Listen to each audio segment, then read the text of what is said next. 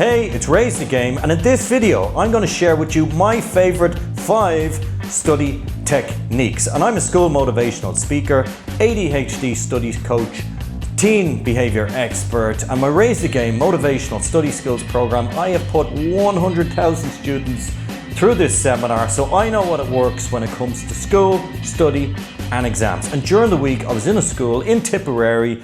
Afterwards, I got a phone call from a mom. She said her son came home from the seminar, to quote her, buzzing because he felt so motivated. He felt so lifted. She said normally when he comes out of these types of sessions, he comes home down, depressed, and he feels that he can't do the study. So the first study technique that I worked with the students on is this. Number 1, study sprints. So for a lot of students, they struggle to get started because when they think about study, they think about all that content they have to get through. Biology, maybe 40 chapters, business, 20 to 30 chapters. They can't even start because they're struggling to even think about the volume of content. So they put their head down into the sand. I call it the ostrich syndrome.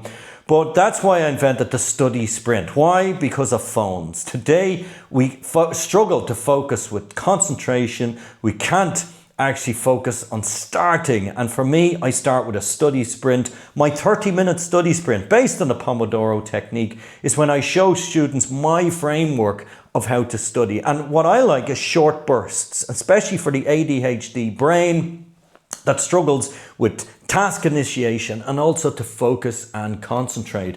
But even if you can do a 5-minute burst of flashcards, even if you can do 10 minutes to skim and scan a topic, even if you can do 30 minutes, and what I teach students is how to create, which brings me to my second favorite technique, which are WhizGridz. Now, WhizGridz are my one-page summaries.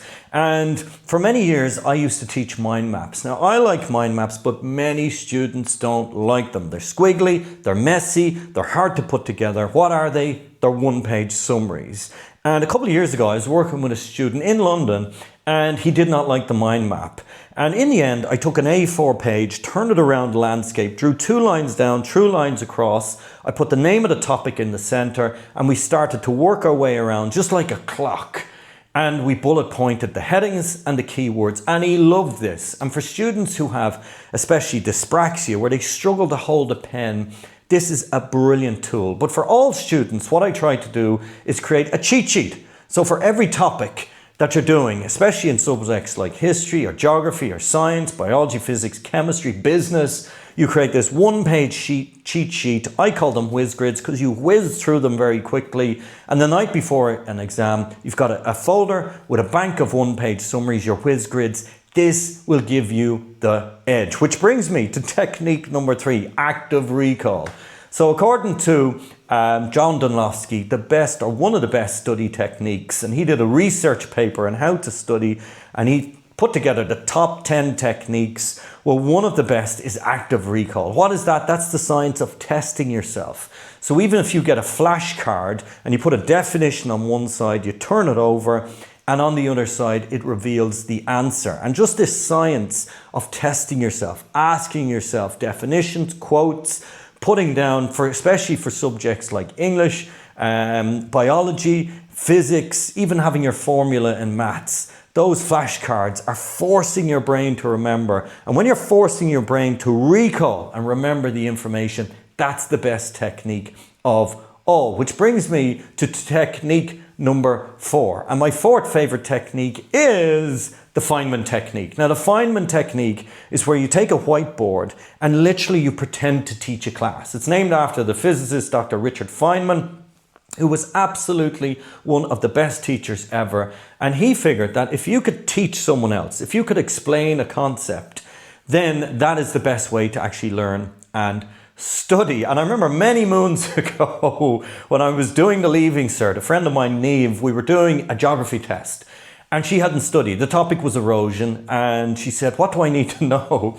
We went into a classroom, and during break time, literally on the whiteboard, I created a mind map, and I taught her pretty much everything I knew about erosion. And here was the funny thing. When the results came out, She got 85%, I got 83. So obviously I did a good job, but I was so annoyed. So what's the Feynman technique? It's where you take a whiteboard, and even if you haven't got a study buddy, what you can do is put in your bedroom, put your cushions, your teddy bears, your action figures, your He-Men, line them up, even your markers, and pretend to teach a class. I call it teach and tell. And when you pretend to teach, or in other words, take the concept you're learning and teach it to someone else, it's so powerful. Which brings me to my fifth favorite study technique. And my fifth favorite technique is the memory journey. Now, I teach memory journeys. Memory, some people liken it to a muscle. Memory is something that absolutely a lot of students struggle with,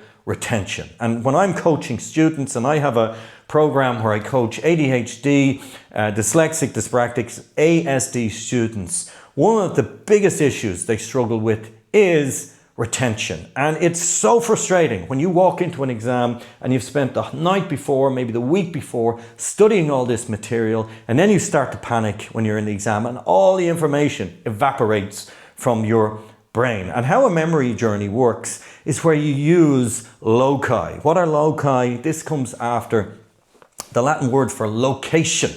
And what you do is you create locations. So in your room, you can actually, in each corner of your room, you can create a location. And if I'm learning, for example, Rosa Parks, which is the topic I'm working on this school year, she was born in Alabama. So I see a baby, and maybe I see Aladdin with the baby because she was born in Alabama. So we're creating associations, and I put that in the first location in the bedroom. The second thing, she worked in a department store. So I see Johnny Depp in the second location. So Johnny Depp, department store, I'm linking two things, and I am now working my array around the room. So in each location, we put an object or a person, and we're associating that back to the thing that I'm trying to learn. It's so powerful. So we're learning through association. We're also using our creative right brain. We're doing active recall, and we're using the memory journey. It's so powerful. And when I learned about the memory journey, it absolutely exploded my